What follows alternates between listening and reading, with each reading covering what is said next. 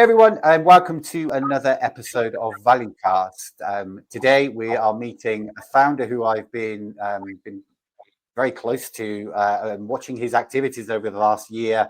And I think it's an area which I think everyone who's listening will find extremely valuable, and also understand some of the challenges in the market that are in the procurement space today. So without me preambling too much, I want to welcome Alex Jennings. So Alex, welcome to ValueCast. Hey Alex, hi, nice to meet you. Yes, a good couple of Alexes. It's always an instant connect when you know someone with the same name. Thank you so much for joining, and I really appreciate your time to sort of share your knowledge while you're doing what you're doing, and give some hints and tips to people out there who are going through the hard yards as they stand today. But Alex, before I start asking you a few questions and we have a chat, tell us about yourself. Tell us about who you are, why you got where you are today. Absolutely. Well, thanks, Alex. 40 years in procurement, apart from 6 where I went to the dark side. So I I joined GE as an apprentice, and they sponsored me for 9 years, a day release and night school to do ONC, HNC, my SIPS exams, and a degree. When my friends were leaving university, I'd got my own house. I'd been working 5, 6 years already, um, and my apprenticeship led me to procurement. I really enjoyed it. You get to choose at the end of your apprenticeship which direction you want to go in, and we say, well, did procurement find you, or did you find procurement? I chose it at the end of my apprenticeship. It's what I wanted to do. It's what I'd enjoyed, having spent time in every single department around the organization. Wasn't like what it is today. Back then it was pretty tactical, very very operational, and working for a company that was making white goods, cookers, fires, washing machines, fridges, Hot Point, Creeder, and Canon for the brands that people can remember. And I loved it. But then I had to rethink everything, because in the 90s, in 92, Toyota were coming to Europe, decided to build in the UK. My manager actually said, Alex, this would be good for you. And he was a good friend as well as being my boss. But I joined Toyota Motor Manufacturing. I was the youngest procurement specialist in a team of 70 of us, and we we built the procurement function. We built Burniston, and I joined almost a year before we manufactured our first car. So a lot of that first early work was around localization, around setting up and preparing for that day one when we built our first back then Carina E.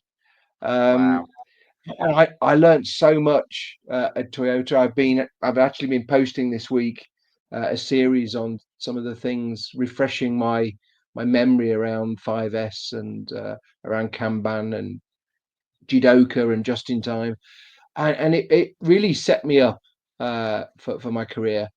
I was mainly involved in materials, so I bought their paints, their coatings, their steel, logistics. It was my first entry into logistics. So none of our suppliers delivered at Toyota. Everything was collected on milk runs and then trunked into the operations on a just-in-time basis. Learned so much, and then after 7 years, I felt it was time to put some of those learnings into another business. So I joined Wrexham Beverage Can, who were called American National Can back then. But by the time I left, were the largest aluminium can manufacturer in the world, 67 billion a year. And I reached the point, and this is an interesting topic really, about sideways moves and developing yourself. Yep. I reached a point in the early 2000s when I felt I was ready to become group CPO. And the CEO said, "You're not ready, Alex." And I said, "Well, I feel I'm ready. I'm going to leave then." And he said, "Well, don't leave. Let me get you ready." So I moved sideways to become commercial director, to bring some structure to what we were doing in procurement, because there wasn't any. The sales guys were running around high-fiving, saying, we've just won an 800 million can order with Heineken, not knowing if we made any money. So we changed all of that, and we found out how much money we made for every can, from every plant to every customer, and then started changing our relationship with some of those customers. I ended up being VP of sales and marketing. So I was selling in Europe and Asia to Coke, Red Bull, Heineken, Carlsberg, SAB Miller, but also family run companies. And every one of them had a different style, a different way of thinking, a different methodology. It was like going back to Mm-hmm. school for me. When I was in front of Carlsberg one day, Coca-Cola the next, an entrepreneurial Red Bull the day after. It was so different. And after 6 years, the CEO said, "You're ready now. It's time to come back." So I came back from the dark side to be group CPO. And actually, looking back, when he said, "You're not ready, Alex," he was right. The things that I Yeah. learned during that period was how to sell. Yeah. Because a lot of your activity in procurement, especially as CPO, is selling ideas, selling concepts to people in the business that just are not interested at all. They have their Yeah. own objectives, their own targets. So that got me ready. And I spent the last 7 years as CPO at DS Smith. And then 2 years ago, next week, I retired. And this was not my retirement plan. And we'll talk about I'm what not happened. sure many people would class this as retirement, but it's, I suppose retirement for someone who's had such a glittered career in procurement is, I can imagine it's quite hard to just put stop to everything. Yeah. So I started to get asked, like you do, can you come and help us do this? Can you do? And I kept saying no. And then eventually, a really good friend called me up and said, "Look, we need your help. Can you come to Italy 1 week a month?" And I said, "Well, that sounds like fun." Um, and it sucked me back in again. It reminded me of some of the things um, that I felt were missing in procurement. And being an independent, in effect, consultant, I was on my own. Mm-hmm. And Yeah. when you're a CPO and running a function, you surround yourself by people that have the answers to questions, or as a team, Mm-hmm. you um, you get to work out the answers to the questions. One of the Yeah. difficulties you have as an independent consultant is you're expected to be the oracle. You're Mm-hmm. expected to know the answer to every question because you're the consultant. You're here to help us and guide us, and that wasn't the case.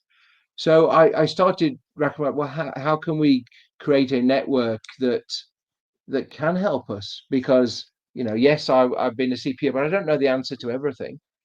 Um, and that started uh, to bring the Alchemie Network to be born. And I came out Mm-hmm. of retirement fully.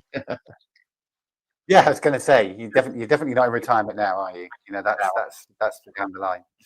It's just listening to you there, the amount, what couple of things, right? A change in procurement, and I've spent a lot of time myself speaking to people in procurement over the last year since doing my ValueCast, and it's amazing how everyone is so aligned on. Back in the 80s and 90s, it was there as a function, and it did what it needed to. Not to try you say it did as it did on an aluminium can, I suppose, in your history, but it did do what it needed to do. But the progression over the last sort of couple of decades is well, probably more so in the last few years, has really started to show that people expect more value and expect to get more from a procurement function. Because there's only so much administration you want, and the way we see the world moving now with technology, everything is pointing towards removing all of that piece and just focusing on the value. So your premise of the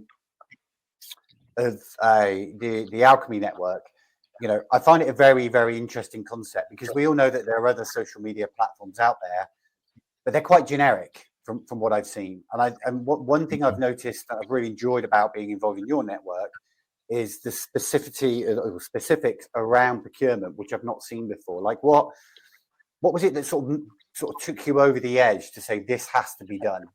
I know you mentioned it a little bit, but can you drill a little bit more into that? Yeah. So I'd become a little bit disillusioned with some of the um, some of the networks that were out there. So some of them I felt were just selling consultancy, or they were a CPO club that were just getting together to say my spend's bigger than your spend, and weren't really bringing and adding any value. When it comes to academia, I felt that certain bodies are brilliant when you're a student, but beyond student, there is a lack. And I got really frustrated with what LinkedIn has become, although I still use it every day to try and find people that can get benefit from the Alchemie Network.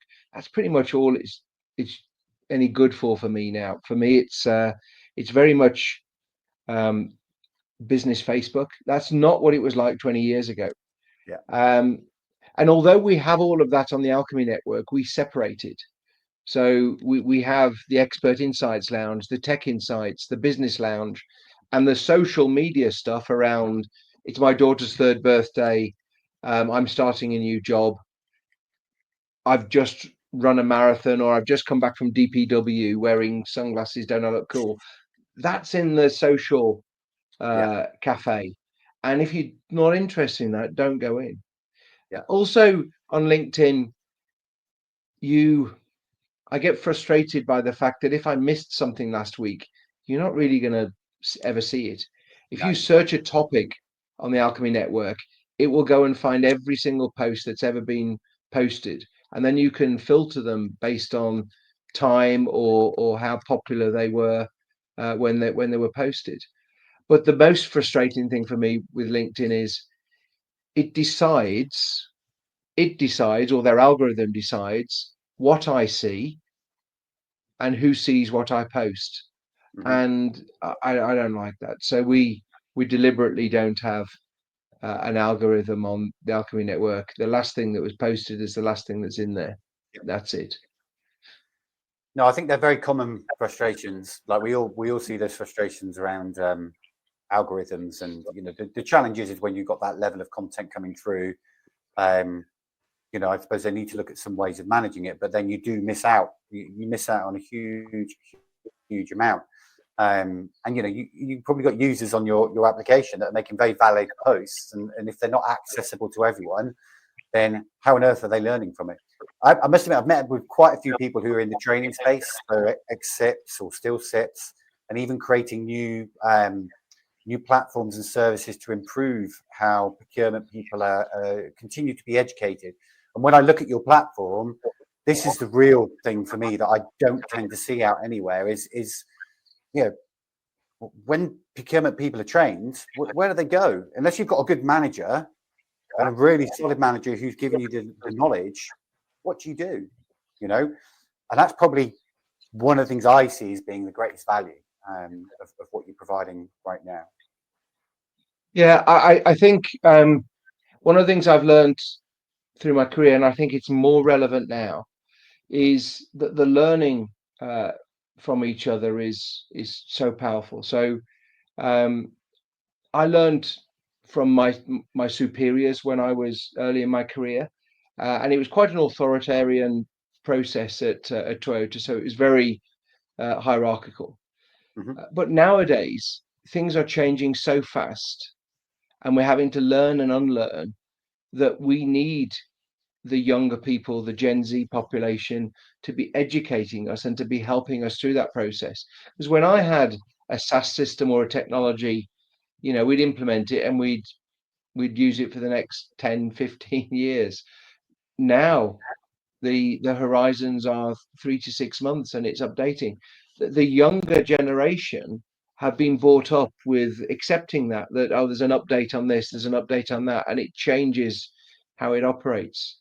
We're not used to that, and No. I think we need this kind of reverse mentoring, where as much as we need mentoring today, Mm-hmm. to be able to cope with that. Yeah. It, 100%. It's not so much about the young being trained. It's about the young training the old as well, right? It's about Yeah. collaborating and understanding how we bring value, because otherwise nothing changes, does it? It all stays in the same mix. So talk to me a little bit more about the concept of what you're trying to achieve with the Alchemie Network. You talked a bit about the problems, but where is it you're trying to go? Like what more value are you looking to bring to the procurement world? So we're not a year old yet. So it's our 1 year birthday party next week. Fantastic. And we've come a long way, to be honest. But what we want to be is a place, a community where people feel comfortable coming to ask questions. I need help from this. So I was the largest buyer of aluminium in the world 10 years ago. If you've got a question about aluminium, then you having a network where you've got free advice and free support and free guidance and asking the question, where is aluminium going? How is it made? I am a person on there that can share that, but there's experts in every single field, and the more people get to know the fact that just ask the question. It's a community that wants to help, Yeah. and we'll be getting more courses on there. We'll be getting more groups on there. So you mentioned some SIPS education. Well, one of them, Lean Procurement, has migrated their community onto the network on a private space. Our foundation has started its first work, so we now have 200 students from Botswana in a private space that is sponsored by the Wow. University of Botswana, but also Joyce John and her mentorship program. And we've built that, and that is funded by the Alchemie Foundation. It's things like that, but there's already 15 live shows on there, and there's others coming. There's a new one coming very shortly from a sales coach who's going to be teaching procurement people how to sell. It's all free. It's free to join. There's no membership cost, and you can watch these shows. So on Wednesday, Carney have a show on artificial intelligence. If you want to learn more about business, then and how AI is going to change things, listen to it. It's for free. Yeah. So I think there's a lot more to come. If it's not on there at the moment, it's because we haven't thought about it, not because it can't be done. And that's what I find interesting about the platform that we've built, because if you've been a member for a long time now, but it looks very different to how it did at the beginning. Yeah, you're doing a lot more to sort of encourage collaboration. Get people using the application, making it easier to use. So you're definitely on the right track, because you've got to, having something that is less stress and more value is where you want to get to, because it's once you start to tip over that line where it's difficult to do it. The problem is, Alex, is breaking the consistent habits of people that have been so used to using certain social media platforms over the years, isn't it? And that is an ongoing one. Until you get a critical mass of users that are now self-promoting things for you, you're always going to come across that. Like, how do you approach that? How do you approach trying to ensure that people find it simple and easy to actually access versus their current routine? Well, first of all, there's a constant re-engineering of the tool, so it looks very different most times people log in. It is around member promotion. One of the things is people are a little bit tech tired, as you described it. So you have to hear about something like this 6 or 7 times, or from 3 or 4 different people before you choose to download it, even though it's free. Sometimes I think if we were charging, people would be more interested. What am I missing here? But because it's free, the mentality is, well, it must be. It's not worth my time. We've invested and gone all in and had the app built. So building a website is one thing, having it Yeah. replicated through the app is something else. And the thing that I'm really passionate about, to be honest, is the foundation. That's been set up as a community interest company to enable us to do procurement for good activity. It's where my heart is, and that the network is really a vehicle to fund that. Okay. Well, talk to me more a bit about that, because not many people might know about this initiative. Yeah, well, look, I've had my career, and I think my mom's very proud of me. But I've made money for corporations during my life, and Mhm. been very successful. But that's been kind of my career in work. Um, Whereas my sisters are very much in the fourth sector, Okay. and I'm the black sheep of the family, the black sheep that always pays for dinner, but I'm the black sheep. But I wanted I've done my thing with business. Really, this is more for myself around. We can also do some good. So really Yeah. simple things like every person that joins gets a golden ticket. That's just your Mhm. chance to say thank you to someone. Yeah. We're going to be every time you log on, you're going to get points, and you're going to be able to use those points to award value recognition to members from Mhm. a couple of weeks' time. Whereby, you know, Alex, you inspire me. I send you, I send you the message using my points that I've got. We want to have Mhm. a community that is connecting in a different way. If you build a community center in a village, doesn't mean you're suddenly going to get a well connected community. Correct. It needs people to be connected, and we want to generate that kind of not just hub to spoke engagement, but spoke to spoke, where Yeah. people are connecting and involved with each other.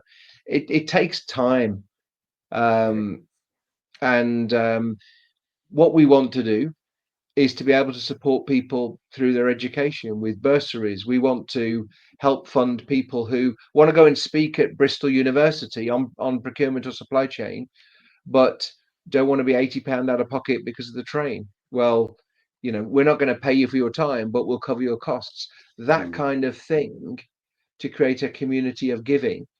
And the fact that we have so many procurement people on the platform that are connected to the fourth sector, that need our help, that need our advice, because they can't afford to drop £2,000 on a on a consultant.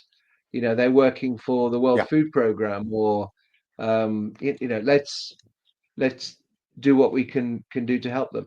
I think the final thing is, I'm getting more and more passionate about a couple of things. One of them is around educating our people to push back on sustainability, so that when their business said we're not ready, or we can't afford it, or um, they're rolling back their targets, what I want our people to do is to be armed with the tools that says, actually, we can still make this commercially acceptable. It's still the right thing to do. And when it Yeah. comes to modern day slavery, and the fact that we still have an estimated 60 million people Mhm. involved in forced labor in our supply chains, we need to redline it. We need to keep talking about it. And Yeah. procurement own a lot of that control, because we have the ability to say no. A Yeah. great example is one that we celebrate, which is on the electrification and of green energy, and the introduction of photovoltaics, so the solar panels. Mhm. We celebrate the fact that we've just had another field filled with them, and it's generating enough energy for a local town. Brilliant. The Yeah. problem is, over 50% of those materials are coming from an area in China that has slavery in it, with Yeah. the Uyghurs. So we have a green revolution going on that is being fueled by slavery. So Mm. we need to look ourselves in the mirror and make sure we're doing the right thing all the time. And Yeah. I do think some companies, because they're celebrating on the one side, they don't look as hard as they should on the other, Yeah. and that's not acceptable. No, it's a difficult. It is, but it's also difficult to shift that mentality, isn't it? It's the changing the mindset. It's going to take time to shift through. But I'm fully with you on that one. It should never. People always look at the front and never look at the engine behind about how things are being done. But I do like what you're saying about the community spirit and the support, because that for me has always been something very close to me. Even if I look outside of work, I do local scouts, cricket coaching, whatever it would be, is to help the community in whatever way you can. But what I quite like about it is other platforms at the moment, you feel as if you're connecting with someone, you're connecting because they want your business or they want something from you, right? And what's clear to me is that that's almost the last thing that you even want to think about with the Alchemie Network. It's yeah, that you go somewhere else for that. We're trying to help people here. We're trying to help people. Obviously, you need to run a business, but at the same point, you seem to be creating a comfortable space where people are happy to share and not worried about making a mistake if they put something on that isn't quite right. Because there's always so much pressure, No, isn't there, to make a post. exactly. There are some people that post a lot on other networks and are choosing not to post on the Alchemy Network because they're struggling to see how does it bring me value. And we want people on the Alchemy Network to think less about me and more about us and we, and what can we do to improve procurement. That's why, you know, the art of procurement, Kelly Barner, she's on there every week. I'm not in competition with Kelly. We're both trying to improve and educate procurement people.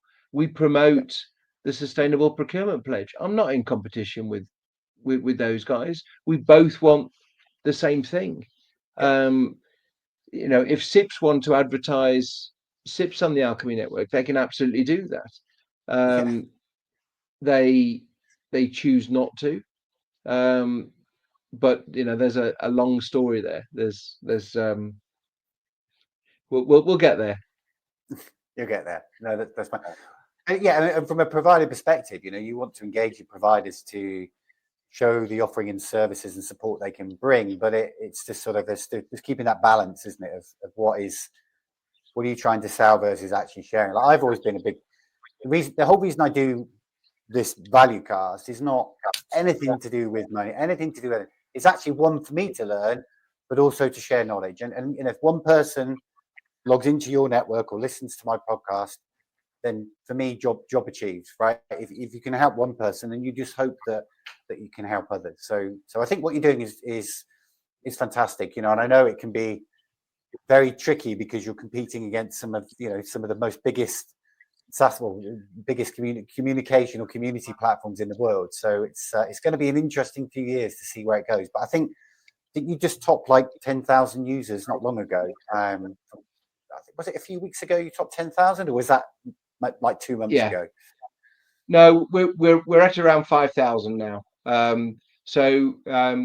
But the different thing is the level of engagement. So we have over 10,000 engagement a month. That's it. That is, having members is one thing. There is another community that I know that started 10 years ago that has 50,000 members. Their engagement was 11 last month because I'm still a member, so I can see that. But ours was 10,000, and that means that people are writing and liking and commenting and connecting with, Yeah. and then in interperson chat, there are thousands going on. Mm, So that's that's the difference. It's mm, about people getting involved, and connecting with the platform. That's something we're really proud of. It's still growing by around 700, 800 a month. The exponential growth's coming, but What's nice is when you go to a dinner with senior procurement people, or junior procurement people, and you say who you are, and oh yeah, I've heard of that, and then three of them say, yeah, I'm a member, and then another one says, well, I've heard about it, but didn't know what it was, so I haven't joined, or I didn't know it did that. Yeah, Um, I think this is a long game for us. It's not sure. measured on the first year. Um, and I think come back in kind of another 2 or 3 years, and let's see where we are. When we have 250,000 members who are paying nothing in 170 countries, and they're behaving like a real community, and we're doing charitable activities together, then that's a great place. You know, our connections with academia, they don't pay any money. We're there to support and promote them. The same with Hmm. the NGOs, the same with the charities, the Hmm. same with startups and entrepreneurs. We want to help them grow their business. There's no commercial relationship between us and them. There's no Hmm. commercial relationship between us and the members. There are some courses, if you want to buy them, you can. But Yep. again, um, only 5% of that money goes to the Alchemy Foundation, 10% goes to the running of the network, 85% goes to the course provider. So Great. we're not uh, we're not we're not here milking the cow here. We're No, no. trying to make a difference. Obviously, we have a commercial relationship with our partners, um, but it this is not for free. Well, yeah. Having an app is a is an expensive thing. Well, we did all wonder how you were spending your pension, but obviously you don't. But look, Alex, thank you so much. I think just great chat so far. Couple of things I'd just like to finish on because you've been doing. So you've got a huge amount of business experience, but the last year has been a bit of a shift and a change for you. What is it that you found difficult? What hard yards have you been doing in the last year that you sort of stop and look and go, God, what the hell am I doing? Or have you never done that since you started the Alchemy Network? Um,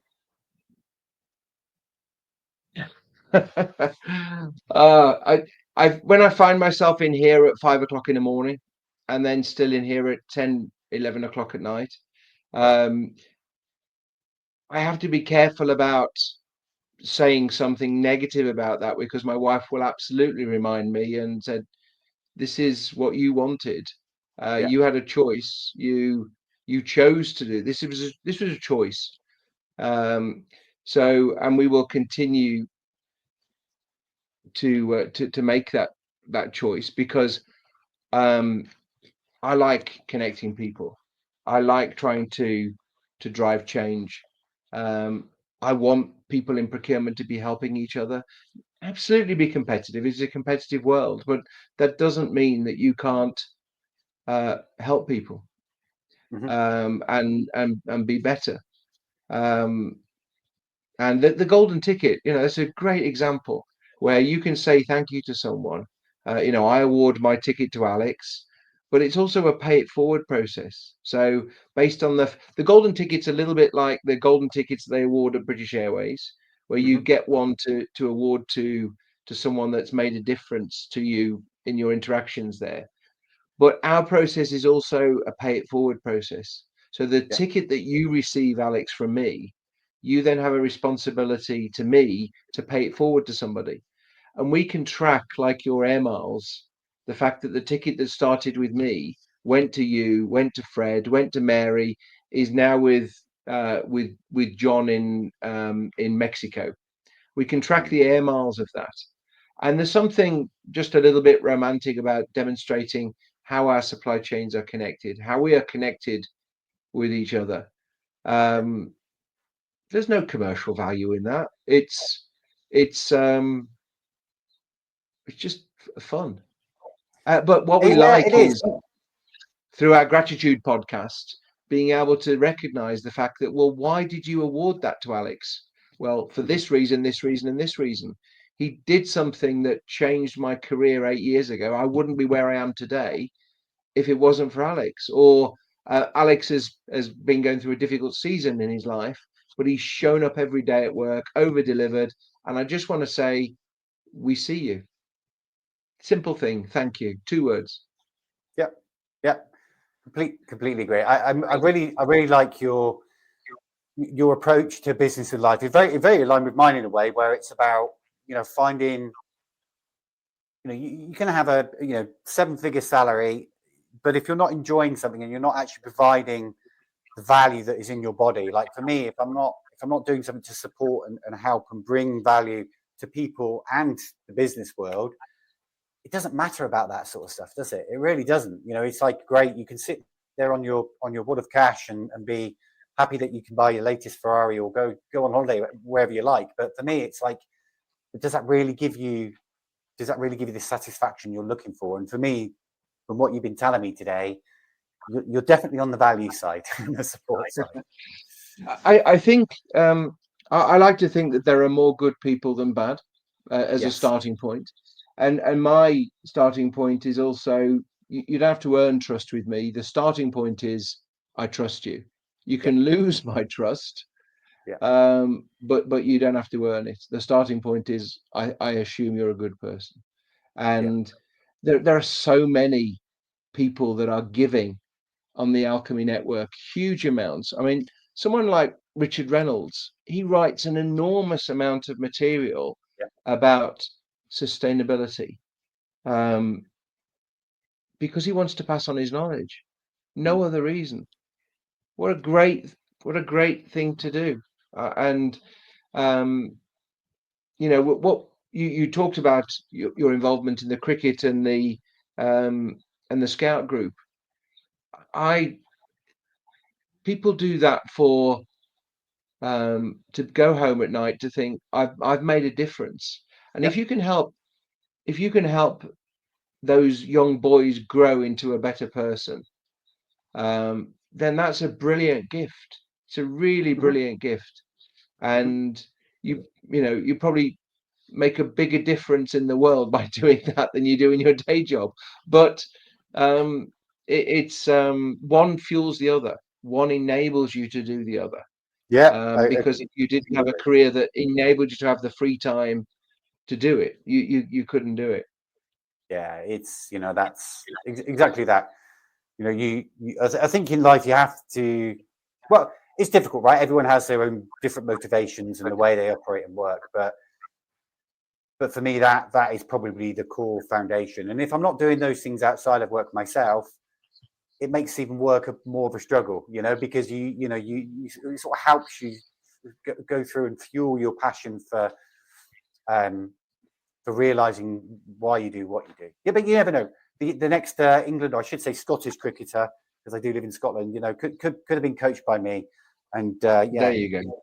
Who knows? The next MP in my local council could have come through Scouts and implemented a lot of good policies that we can all work towards. But absolutely, let's hope so. Thank you ever so much. Like, we've been, almost 40 minutes, which has been brilliant. Keep doing what you're doing. I'm absolutely loving the following your journey and continue to promote your platform, because I do enjoy it. I'm still getting in a routine of using it myself, and I'm there maybe not as much as I could do, but when I do go in, I am seeing the value that it brings, and people are reading my content that's going on there too. So, Alex, thanks very much for joining me. Thanks, Alex. Take care.